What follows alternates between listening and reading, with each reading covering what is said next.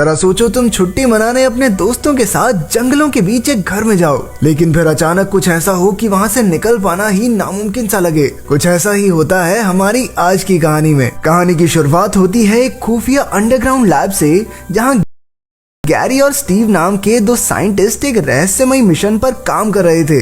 दूसरी ओर 5 जवान लड़के लड़कियां जंगल में घूमने की तैयारी कर रहे थे। उन्होंने एक बड़ी सी वैन में सारा सामान भरा और जंगल में मौजूद एक कैबिन में कुछ दिन गुजारने के लिए रवाना हो गए। उनके जाते ही घर की छत से एक जासूस ने अपने बॉस को फोन पर बताया कि वो कैबिन के लिए निकल चुके हैं। इसके बाद गैरी और स्टीव ने कंट्रोल रूम में अपने कंप्यूटर्स चालू किए। कुछ देर बाद सारे दोस्त एक पेट्रोल पंप पर रुके, लेकिन वो एकदम सुनसान पड़ा था। अचानक से पंप के मालिक मॉर्डिकाई ने आकर उन्हें डरा दिया। बाद में उसने जूल्स के बारे में कुछ बुरा भला कह दिया, जिससे उसका बॉयफ्रेंड कर्ट उस पर झपटने ही वाला था, लेकिन बाकी दोस्त उसे शांत करके तुरंत वहाँ से चले गए। कुछ देर चलने के बाद पहाड़ों के बीच एक सुरंग आ गई। कैबिन तक पहुँचने के अलावा कोई दूसरा रास्ता नहीं था। जैसे ही वैन सुरंग से गुजरी, हम देखते हैं कि एक पक्षी बहुत तेजी से उड़ता हुआ आया, लेकिन एक अदृश्य दीवार से टकराकर नीचे गिर गया। इसका मतलब ये था कि ये इलाका किसी के कंट्रोल में है। कुछ देर बाद वो कैबिन तक पहुंच गए। फिर होल्डन को अपने कमरे में एक बेहद अजीब पेंटिंग दिखी, इसीलिए उसने उसे उतार दिया, लेकिन उसके पीछे एक शीशा था जिससे डैना का कमरा साफ दिखाई दे रहा था। डैना को कपड़े बदलते देख उसने तुरंत आवाज देकर उसे रोक दिया और सबको बुलाकर ये शीशा दिखाया। थोड़े हंसी मजाक के बाद होल्डन ने अपना कमरा डेना को दे दिया। गजब ही शरीफ लौंडा नहीं है ये। डैना ने वो पेंटिंग एक बार फिर वहीं लगा दी और उसे एक चादर से ढक दिया। उधर लैब में कैबिन की हर हरकत कैमरे में रिकॉर्ड हो रही थी। सच तो ये था कि कैबिन से लेकर आसपास के पूरे जंगल का इलाका उनके कंट्रोल में था। तभी मॉर्डिकाई ने उन्हें कॉल करके खबर दी कि उन दोस्तों का ग्रुप कैबिन में पहुंच गया होगा। इसके बाद लैब में सट्टे लगने शुरू हो गए कि आखिर इन दोस्तों को कौन सा वहशी जानवर मौत के घाट उतारेगा। ये चल क्या रहा है? पता चला कि उन सबको एक खुफिया कमरे में पहुंचाया जाएगा, जहां वो अपनी मौत का जरिया खुद चुनेंगे। जब रात हुई तो सारे दोस्त ट्रूथ और डेयर खेलने लगे। अचानक उनके पीछे जमीन से एक दरवाजा अपने आप खुल गया। इसके पीछे भी उन लैब वालों का ही हाथ था। फिर डेना को इस दरवाजे के नीचे खुफिया कमरे में जाने का डेयर मिला। जब वो नीचे गई तो उसका सामना हजारों अजीबोगरीब चीजों से हुआ। अचानक एक लड़की की तस्वीर देखकर डेना चीख पड़ी। उसकी चीख सुनकर सब नीचे आ गए और मार्टी के लैंप से उन्हें और अजीबोगरीब सामान दिखाई दिया। मार्टी को किसी के फुसफुसाने की आवाज आ रही थी और वहीं डेना के हाथ एक पुरानी डायरी लग गई। वो एना नाम की लड़की की डायरी थी, जिसमें उसने लिखा था कि कैसे उसके बाप ने उन पर अत्याचार करके उसके पूरे परिवार को मार डाला और एना का हाथ भी काट दिया। अगले कागज पर कुछ लिखा था और मार्टी ने डैना को पढ़ने से मना कर दिया, लेकिन डैना नहीं मानी और उसके कागज पढ़ते ही जंगल में एना के परिवार की सारी लाशें ज़ॉम्बीज के रूप में जिंदा हो गई। ये लड़कियां किसी की बात मान क्यों नहीं सकती? करा लिए ज़ॉम्बी जिंदा। उधर लैब में जिन लोगों ने ज़ॉम्बीज पर सट्टा लगाया था वो खुशी से नाचने लगे। फिर एक स्क्रीन पर जापान का मिशन दिखाया गया, जहाँ एक स्कूल में कुछ लड़कियां चुड़ैल का सामना कर रही थी। उधर कैबिन में सब ऊपर आ गए और कुछ देर बाद कर्ट और जूल्स अकेले कुछ वक्त बिताने के लिए जंगल में चले गए।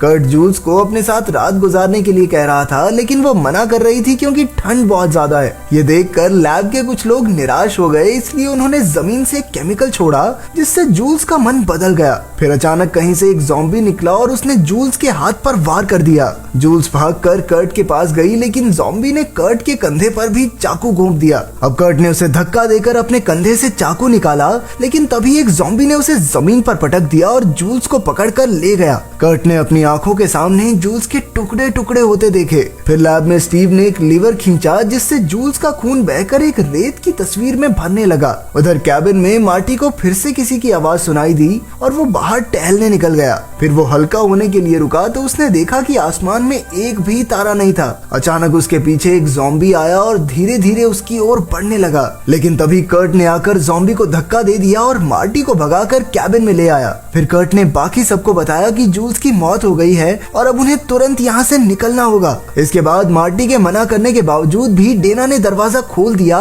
जहाँ एक ज़ॉम्बी उन्हें मारने को तैयार खड़ा था। ये इस लड़की की क्या बीमारी है? बात क्यों नहीं मान रही है? ज़ॉम्बी ने जूल्स का कटा कटा हुआ सर डेना के हाथों में फेंका, जिससे वो बुरी तरह डर गई। तभी कर्ट और होल्डन ने तुरंत दरवाजा लॉक कर दिया। कर्ट ने कहा कि उन्हें सुरक्षा के लिए कैबिन के हर खिड़की दरवाजे को अच्छी तरह बंद करना होगा। यह सुनकर लैब के लोग घबरा गए, इसीलिए उन्होंने कैबिन में एक ऐसी गैस छोड़ी जिससे कर्ट का मन बदल गया। उसने सबको दूर दूर फैल जाने को कहा। जब सभी अपने अपने कमरे में चले गए तो लैब वालों ने उनके दरवाजे लॉक कर दिए। जब मार्टी अपने कमरे की खिड़की बंद करने गया तो अचानक उससे एक लैंप टूट गया, जहां उसे एक छिपा हुआ कैमरा दिखाई दिया। मार्टी को शक हुआ कि कहीं कोई उन पर नजर रखकर उन्हें फंसा तो नहीं रहा, और उसी वक्त एक ज़ॉम्बी ने खिड़की तोड़कर उसे बाहर पटक दिया। फिर उनमें हाथापाई होने लगी, लेकिन ज़ॉम्बी मार्टी को चाकू घोंपकर उसे जंगल की ओर ले गया। इसके बाद लैब में फिर से किसी ने लीवर खींचा, जहां मार्टी का खून भी रेत की तस्वीर में भरने लगा। उधर कैबिन में जमीन थरथराने लगी और एक ज़ॉम्बी खिड़की तोड़कर डेना तक पहुंच गया।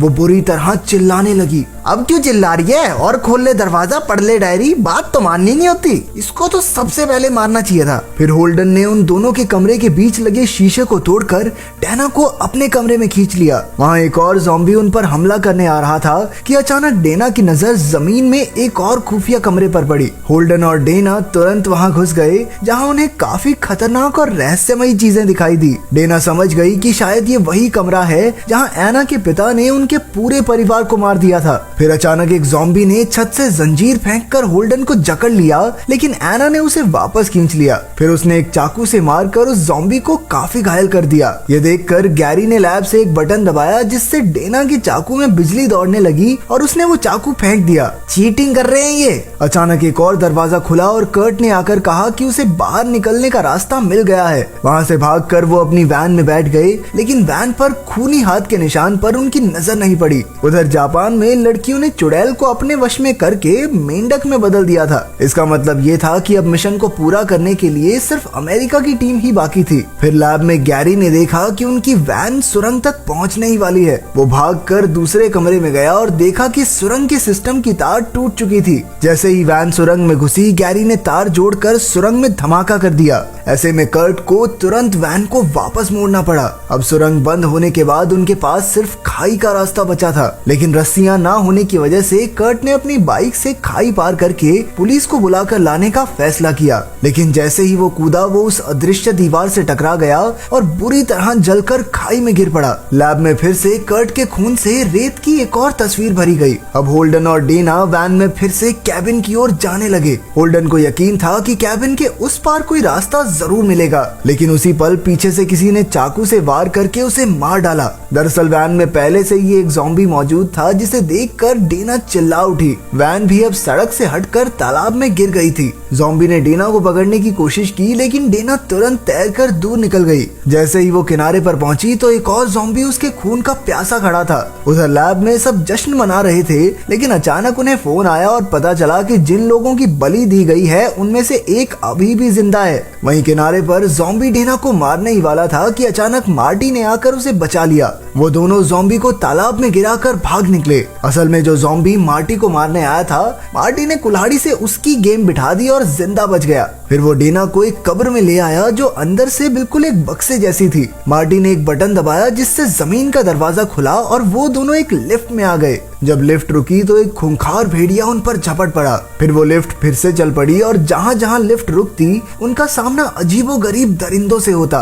डेना को एहसास हुआ कि ये वही दरिंदे हैं जो उन्होंने खुफिया कमरे में देखे थे, यानी कि उन्होंने डायरी को उठाकर खुद ज़ॉम्बीज के हाथों अपनी मौत चुनी थी। वहाँ हजारों दरिंदे अपनी बारी का इंतजार कर रहे थे। उधर लैब वालों को पता चला कि मार्टी कोई खास तरह की घास फूस फूक रहा था, जिसकी वजह से उसके ऊपर उनके केमिकल्स का असर नहीं हुआ। फिर अचानक लिफ्ट रुकी और एक आदमी डेना को ले जाने लगा, लेकिन एक ज़ॉम्बी ने नीचे से उसका पैर पकड़ लिया और डेना और मार्टी ने उसकी बंदूक छीन ली। फिर वो दोनों एक हॉल में पहुंचे, जहां एक औरत की आवाज उनसे कह रही थी कि वो दोनों एक बहुत बड़े मिशन का हिस्सा हैं। तभी पूरी फौज उन पर हमला करने आ पहुंची और वो दोनों एक कंट्रोल रूम में छिप गए। फिर डेना ने एक लाल बटन दबा दिया, जिससे सारे दरिंदे अपने पिंजरों से आजाद हो गए और हर तरफ हड़कंप मच गया। इन दरिंदों ने फौजियों से लेकर साइंटिस्ट तक हर किसी को नोचकर खाना शुरू कर दिया। अचानक लाइट चली गई और मार्टी और डेना के कमरे में एक खतरनाक चमगादड़ आ गया। फिर वो बंदूक से गोली चलाकर किसी तरह भाग निकले और एक दीवार में बने छेद में घुस गए जो एक खुफिया सुरंग थी। उधर कंट्रोल रूम में गैरी और स्टीव पर भी दरिंदों के हमले हो रहे थे। स्टीव को एक राक्षस ने बुरी तरह मार डाला, लेकिन गैरी किसी तरह इमरजेंसी दरवाजा खोलकर खुफिया सुरंग तक पहुंच गया। वहां वो गलती से डेना के चाकू से टकरा गया, लेकिन मरने से पहले उसने डेना को मार्टी को मारने को कहा। इसके बाद मार्टी ने डेना को अपनी बंदूक दी और दोनों एक हॉल में पहुंचे जहां रेत की 5 तस्वीरें थी, जिनमें से 4 खून से भरी पड़ी थी। डेना समझ गई कि ये चारों उनके दोस्तों के खून से भरी हैं और अब उनकी भी बलि दी जाएगी। तभी एक औरत उनके सामने आई जो असल में इस मिशन की डायरेक्टर थी। उसने बताया कि उन्हें हर साल बुराई के देवता को 5 लोगों की बलि देनी पड़ती है। ये जीव धरती के बहुत नीचे रहते हैं और अगर बलि नहीं दी गई तो ये जाग जाएंगे और पूरी धरती को तबाह कर देंगे। अब सूरज उगने में सिर्फ 8 मिनट बचे थे, इसीलिए धरती को बचाने के लिए मार्टी को अपनी जान कुर्बान करनी होगी। मार्टी अब भी इसके लिए तैयार नहीं था, लेकिन डेना डायरेक्टर की बातों में आ गई और उसने मार्टी पर बंदूक तान दी। उसी पर डेना के पीछे एक भेड़िया आ गया, लेकिन उसे बचाने की बजाय मार्टी ने उससे माफी मांगी। जैसे ही भेड़िए ने डेना पर वार किया तो उसकी बंदूक गिर गई और मार्टी और डायरेक्टर दोनों बंदूक पर झपट पड़े। मार्टी ने बंदूक छीनकर भेड़िए पर गोली चलाई और उसे भगा दिया। अब मार्टी और डायरेक्टर के बीच फिर से हाथापाई शुरू हो गई, लेकिन तभी हाथ में कुल्हाड़ी लिए एक ज़ॉम्बी वहां आ गया। डेना ने उसे देखकर मार्टी को सावधान कर दिया। जैसे ही ज़ॉम्बी कुल्हाड़ी मारने लगा तो डेना ने डायरेक्टर को आगे कर दिया, जिससे डायरेक्टर मारी गई और वो बच गया। आखिरकार उसने डायरेक्टर और ज़ॉम्बी को जमीन से नीचे गिरा दिया। क्योंकि डायरेक्टर और ज़ॉम्बी की बलि मिशन का हिस्सा नहीं थी, इसीलिए जमीन जोर जोर से हिलने लगी। अब वो बुराई का देवता धरती को तबाह करने के लिए आने वाला था। आखिरकार मार्टी और डेना अपने अंत के लिए तैयार हो गए और दोनों ने साथ बैठकर सिगरेट पी। अचानक जमीन फाड़कर एक बहुत बड़ा हाथ निकला, जिससे पूरी लैब और कैबिन तबाह हो गए और कुछ ऐसा ही हाल होगा पूरी धरती का।